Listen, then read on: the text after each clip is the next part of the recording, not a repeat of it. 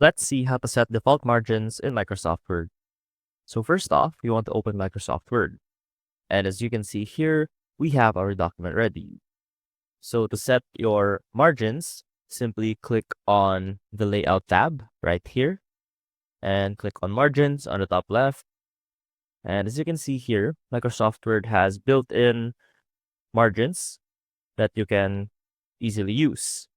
So to click or make your own margins, simply go over to custom margins down here. And for example, you want to set 3 centimeters per side.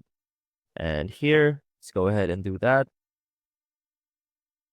And you can also set this as your default.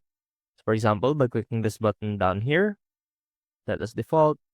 And this will change the default settings for your page for all documents based on the normal template.